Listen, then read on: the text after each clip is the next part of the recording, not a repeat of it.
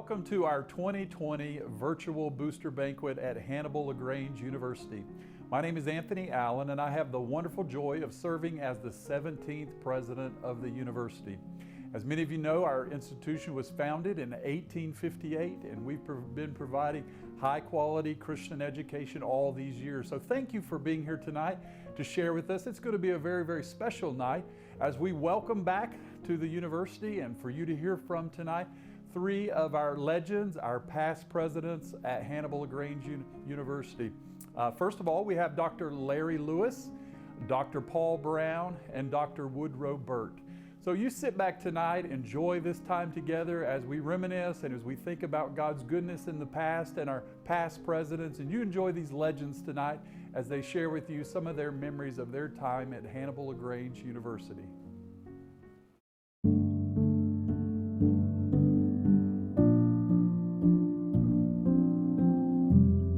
I want to thank Dr. Anthony Allen, Dr. Ray Carty, Lauren Yaus, Will Brantley, Justin Hill, and anyone else who had any part in making it possible for me to be here tonight by means of this video.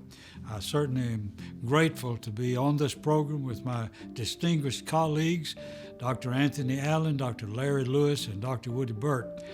My fondest memory, ironically, is inseparably related to my saddest memory. My saddest memory is of the time on June the 22nd, 1989, during the second year of my presidency, when smoke began coming from the cafeteria. Well, we evacuated the building, we called the fire department, thinking that maybe this was something minor that could be quickly extinguished, but of course it didn't turn out that way. By the way, later the fire marshal concluded that in all likelihood, the fire started from some faulty wiring above the false ceiling in the cafeteria. But flames began leaping out. We knew we were in big trouble then, and Fire Chief Roy Hart called in reinforcements. Other fire departments came from surrounding communities, many of them, over 20, and just helped in every way. Finally, after fighting that fire all night, it was the next day before it was finally brought under control. It was devastating. It was heartbreaking. That great old stately complex that had been the hub of the campus for decades was totally wiped out. That included the three-story administration building with offices and classrooms. It included the auditorium, the cafeteria, the gymnasium, all in one fell swoop. Destroyed. We were so saddened and so heartbroken. But at the same time, my fondest memory is of how wonderfully people responded after that fire. Top of the list was my sweet Connie, who has been for 64 years plus, not only the love of my life and my best friend, but my best encourager and best helper. She knew just what to say and when to say it to encourage me and help me keep going. And our four children, Dan and Mark and Lynn and Beth, were wonderful encouragers too. But not only so, people all over the area came through with such wonderful offers to help. Oh my goodness, our administrators, our faculty, our staff, our students, our great board of trustees, the citizens of Hannibal, people from all over that area said, we want to help. And they offered help in so many different ways. For example, one of the banks in town said, hey, come on down and use our boardroom if you'd like for classes. One of the local schools said you can use our gymnasium for basketball practice. The Catholic seminary said, our facilities are available to you if you need them. We had a group of married student families living in mobile homes on another part of the campus. Although the fire didn't reach them, they were without power because of the fire. This was summertime. It would have been sweltering in those mobile homes. A local motel sent word and said those married student families can come stay in our motel free of charge until power is restored. all over. The list just goes on of people offering to help. I really believe that that fire caused people to have a fresh awareness of what a tremendously valuable asset Hannibal-LaGrange College, now university, was college then, was and is to that entire area, to the state, and even beyond the state. We were just so grateful for all of the help that was offered to us. We just missed one day of classes. We held classes in all sorts of places you wouldn't imagine. We bused students to local restaurants for their meals. We set up a big canvas tent on the campus for chapel and other assemblies. And by the way, the first time it rained, we realized that that tent was not as waterproof as we had thought. But you know what? Nobody really cared. I mean, there was such a spirit of optimism, such a forward-looking attitude that nobody cared about a few drops of rain. Well, following the fire, not many days afterwards, our development man took a new job in another state. So I became the chief fundraiser as well as president. We immediately launched a major capital campaign. Now, I am not a talented fundraiser, and so the fact that that capital campaign was wonderfully successful was evidence of two things. It was evidence that people all over loved Hannibal-LaGrange and wanted to dig down and meet that need. And secondly, it was evidence that the hand of God was on that institution and on its recovery. Not too many months after the fire, we had constructed what is now called the Party Center, containing the cafeteria and classrooms. In 1991, we dedicated the Maybe Sports Complex. In 1992, we dedicated the beautiful, magnificent new administration building. And during that time, we also built the quadruplexes over on another part of the campus. 3 years after the fire, a St. Louis newspaper ran a feature article on the college's recovery, and appropriately, they entitled their article, "From Tragedy to Triumph." We are so grateful for all that people did during that time, and that is such a wonderful memory. I enjoy thinking about the day we dedicated the Maybe Sports Complex.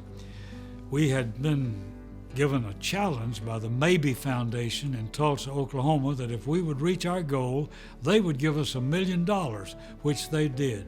Came one day, by the way, in just a regular envelope with a regular stamp, no tracking or special delivery. I opened the envelope, there's $1 million.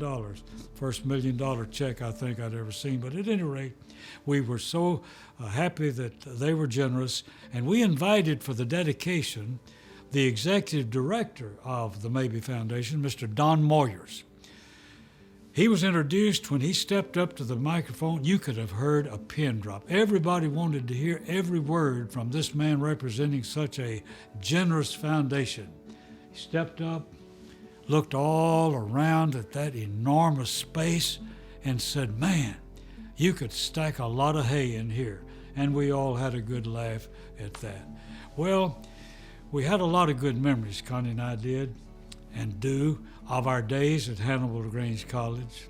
It was college then, now university.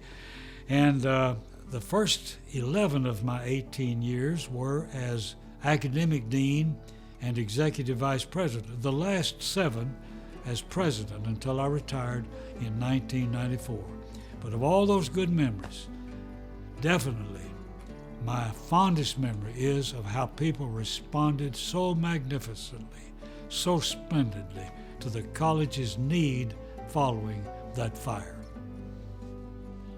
You know, I think my fondest memory of Hannibal-LaGrange is when I was 17 years old, and my pastor asked me if I'd go with him and a couple other students to Hannibal-LaGrange for their student day, student awareness day. And so I gathered with several other high school students. I'd been to several colleges. I was considering a variety of different schools, but I felt something here I hadn't felt anywhere else. And it wasn't just the friendliness and, you know, any school's going to be open to you as a new student, but there was something here that was very genuine. And I remember part of that was being in chapel, and that was a fun experience as well as an inspiring one. So I made my decision right there that day. This is where I wanted to go to school. And I think I pre-registered and got myself ready to come. I've never had any memories since that have excelled just that first impression of being here at Hannibal-LaGrange. Having served Hannibal-LaGrange for 18 years as president, you can imagine that I have quite a number of fond memories. From musical productions and theatrical plays, sporting events, just to name a few. The midnight breakfast, one of the traditions that we have, midnight breakfast. And actually I started that event along about 1980 when I was Dean of Students. And there were a lot of fond memories associated with the midnight breakfast. Then, of course, the tradition of the Booster Banquet. The Booster Banquet's always been a wonderful experience, and we've had some outstanding speakers to come. A couple of them that come to mind are Kurt Cameron and Governor Mike Huckabee. Another of the events that was fond for me and turned out to be fond for Catherine as well was the welcoming of the new students. On the move-in day, on that Sunday afternoon, Catherine and I would make our way near the entrance of the campus, and we would greet the students and the parents and other family members who would come along and give them directions. And one of the things that was associated with the move-in day was also the Walk of Honor. Now, for those who might be watching this who graduated prior to the start of the Walk of Honor, let me take a moment to explain what that was about. Our new students would gather in the Parker Theater, the Roland Fine Arts Center, and they would have their orientation session. When that orientation session was ended, they would be led up the sidewalk from the Fine Arts Building to the administration building, and they'd be led by a bagpiper. Lining the walkway were parents and other family members and returning students who were on campus, faculty, staff, administration, just whoever happened to be on campus. They'd line that walkway and applaud the students as they came up. And when the bagpiper got to the archway, he would step aside and continue to play, and the students would file in one at a time, and I would take their hand, shake their hand, and welcome them symbolically of their beginning their college experience at Hannibal-LaGrange. And then when they got ready to graduate, they would assemble in the administration building, again would be led by the bagpiper, along with the certain administrators and faculty, and they would be led then back out through the archway over to the maybe sports complex, and then they would go through the graduation procedure, come across the platform, and I would shake their hand again and would give them their diploma, wish them well. And that basically is what completed the cycle of the Walk of Honor. But the thing that was my fondest memory was the lighting of the Christmas star. On the Wednesday night following Thanksgiving break, a number of the students would gather out in front of the administration building. We would sing Christmas carols, and then Catherine and I would read the Christmas story from the Gospel of Luke, and then we would turn and point to the Christmas star and do a countdown, and then the star would be lit, and it could be seen for miles around. And then we would dismiss and go inside to enjoy some refreshments. That was my fondest memory at Hannibal-LaGrange. Any accomplishment that I've ever had was due to a large measure to my sweet Connie, who, as I've already mentioned, has been my delight and my sweetheart for over 64 years. Somebody once said to me, Paul, I bet after all that time you know that woman like a book, don't you? I said, well, yeah, but I don't always know what page she's on. I've often contended that any man who says he understands women would probably lie about other things too. But she has been a wonderful helpmate, and together we have sought to follow the Lord's will wherever he would lead us, and we certainly felt confident that it was his leading that took us to Hannibal-LaGrange. I really believe that my greatest accomplishment as president was God enabling me by his grace to bring onto our campus and surround myself with people a lot smarter than I am. You don't have to reach very far, of course, to find people smarter than I am. Some people have brainstorms. I work up a light drizzle every now and then, but these were really smart people. God enabled us to bring onto that campus folks who were well-trained, talented, people who were committed to Christ and their calling in administration, faculty, in the staff, and we were just so pleased that these were people you could give a task and they would complete it effectively and in a way that just made you grateful to have them there. It was during my time, not as president, but prior to that, when I was academic dean, that I was privileged to bring on board Woody and Catherine Burt, and they're a great team, as everybody knows. He wasn't Dr. Burt at that time. He wasn't even a practical nurse, but he was a man of immense integrity and talent. He did a great job as a teacher, as dean of students. He was gone for a little while from the college, came back as vice president for development, did a wonderful job. When I retired in 1994, as you well know, the trustees wisely asked him to be the president, and gratefully he accepted that job. We're all grateful that he accepted it.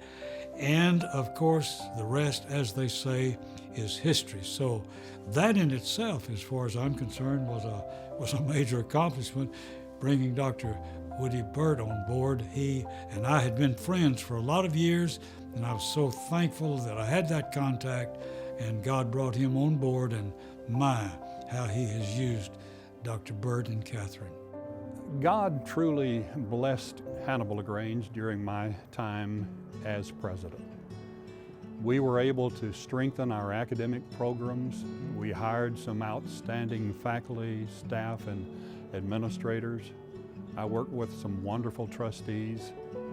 We built some new buildings. We strengthened our athletic department, added new sports programs and sports facilities.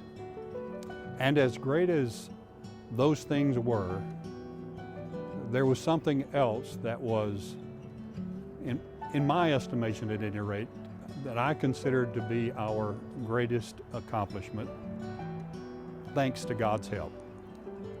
When I became president, I wanted to give our students every opportunity possible to make a difference while they were still students. I didn't want them to wait until they graduated in order to have an impact on the world. I wanted them to make a difference while they were still students. So we developed local and national and international opportunities. There was the Jerusalem Project, which included the Hannibal Helping Hands. And almost immediately upon arriving on campus, the students were given the opportunity to minister, to reach out and to touch individual lives and the lives of families and businesses and churches in the Hannibal and surrounding area. And then internationally, we took students to Switzerland, where they served as campus counselors for the European Baptist Convention. And they made a difference, not only in Switzerland, but in other countries as well. And then nationally, we worked with the North American Mission Board to provide opportunities for our students throughout the United States as well as in Canada. The students worked with churches and associations and in a variety of other capacities. And there were over 300 colleges and universities who worked with the North American Mission Board to provide those opportunities for their students. And over 1,100 students each summer participated in that.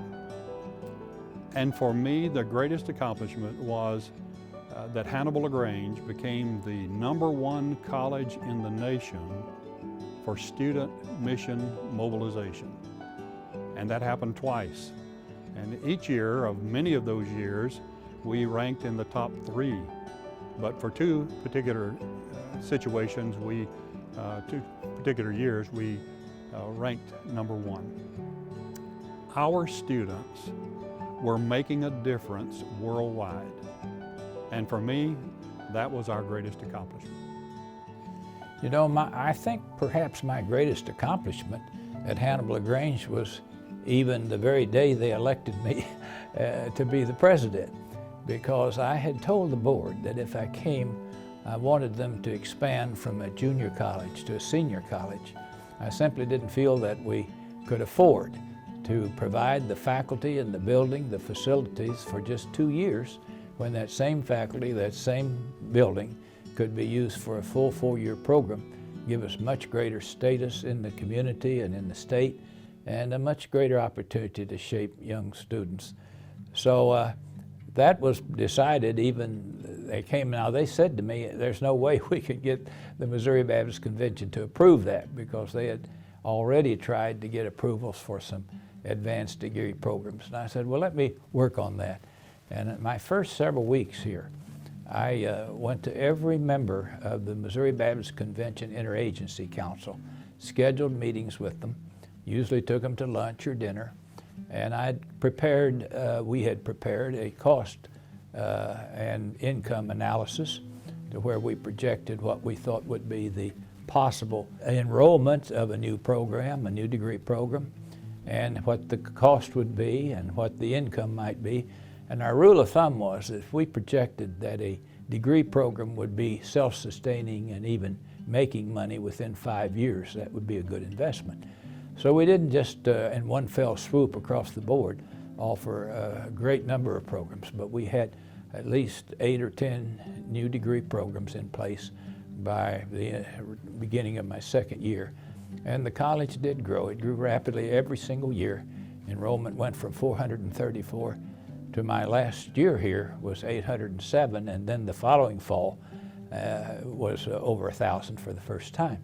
So putting that program in place, developing it, in recruiting those students and getting a good staff together, I guess what I would say was my main contribution. Christian higher education is important in a variety of ways, primarily because it helps the students. It helps them to develop a strong Christian foundation in a world of shifting values and morals. In fact, I might even go so far as to say in a value-neutral society. If anything, our values and morals have decreased, have decayed over the years. And Christian higher education will help the students to combat that. It helps the students grow with their relationship with Christ. That's probably a given in a truly Christian environment. It helps students gain a view of the world through the lens of biblical teachings and biblical truths, which is much needed today. And it helps students understand how their future career can help them impact other individuals. Hannibal-LaGrange University's motto is knowledge for service, which is precisely what Christian education is all about. Equipping the students with knowledge so that they can impact the world for the cause of Christ. Well, I personally think there'll always be a market for Christ-centered, God-honoring, Bible-based education, especially among Christians that embrace those values. It's that value added that we're not here just to educate, just to develop the student's intellect and mind, but we're committed to holistic education where the student is developed morally, spiritually as well as academically, and with the great goal that when they walk across the stage, get their degree in hand, that they'll walk out the door knowing God and determined to serve the Lord as best they can. And I've often said, if we graduate you and fail to bring you the knowledge of the Lord Jesus in your life, we failed you. So I think this is so important. It's that value added part of developing the student morally, spiritually, and even doctrinally, to where they know not just so many facts and figures, but know God personally and let Him control their life. This is more important now, I think, than it's ever been in history. The government school can't do that. Taxpayer monies can't fund a school that is committed to Christian values and Judeo-Christian beliefs. So this is the unique role that the Christian college provides and does so well. I agree with the late British statesman, Sir Robert Peel, who said, "Secular education is only half education, with the most important half left out." A college and a university is supposed to be a depository of truth and a dispenser of truth. And how in the world can they be effective if they leave out of their curriculum and out of their campus life the one who is Himself, the way, the truth, and the life?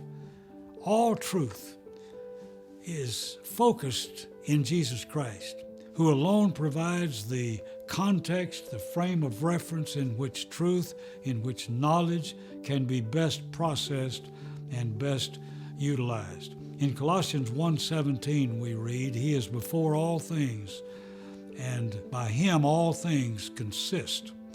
That Greek word translated consist means literally held together.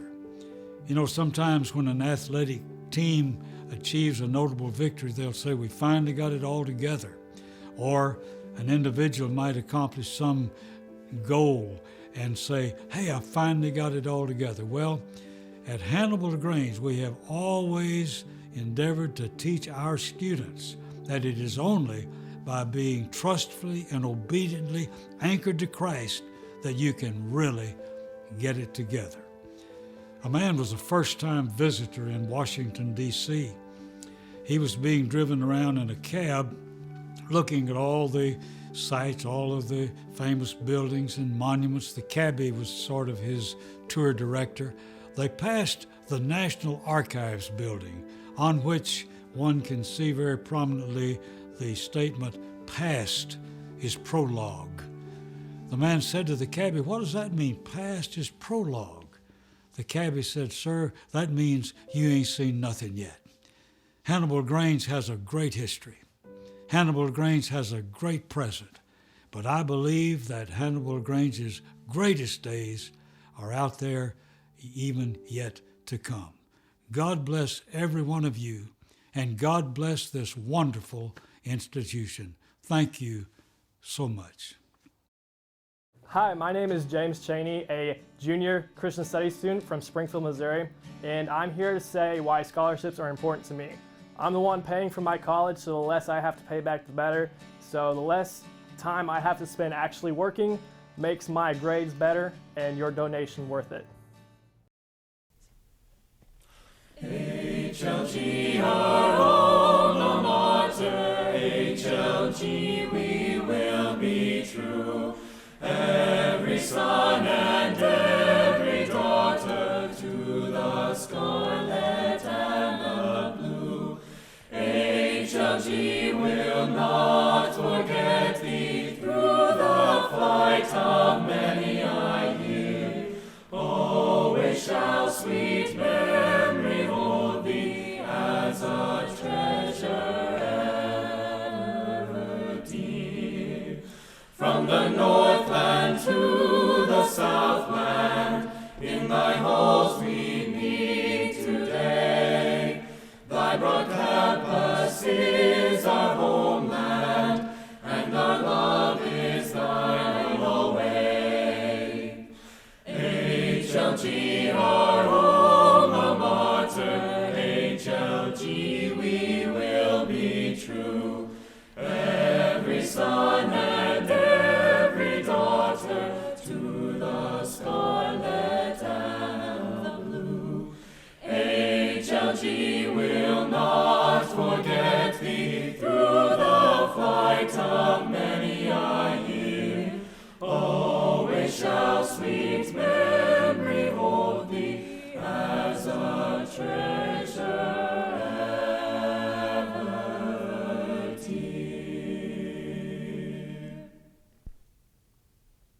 Hello, my name is Caitlin Glick. I'm a senior business major here at Hannibal-LaGrange University from the state of Illinois. Without scholarships that I have received through HLG, I personally would not be able to finish college and pursue the career that I have chosen through the United States Navy after graduation. Well, we hope tonight that you've enjoyed our online booster banquets. A little different from usual, and obviously we didn't have the food, wonderful food that we normally have, nor are we served by the brilliant and talented faculty at Hannibal-LaGrange University. But we're making plans next year on November 19th, 2021 to have an in-seat booster banquet at Hannibal-LaGrange University. So as I close tonight, let me just thank each of you for your support and your help and your continued involvement with the university. Many of you are our alumni and our friends and supporters, and we could not do what we do at the university without your continued support and your prayers. So tonight, we want to wish you a Merry Christmas. The Christmas season is upon us, and I hope and pray that in the coming days you'll know the joy of Christmas. One of the most beautiful stories found in the New Testament is the story of the angel announcing Jesus' birth. 2 names were ascribed to him. You should call his name Emmanuel, which means God with us. The other name given to our Lord was Jesus, which means Jehovah saves. And in those 2 names, you have really the meaning of Christmas, that God is near, He is with us, and that Jesus saves. And that's the message we take into the Christmas season, and I pray that you too would know the joy of Christmas. So thank you for being a part of our online program tonight. God bless you. Merry Christmas, and we'll see you soon.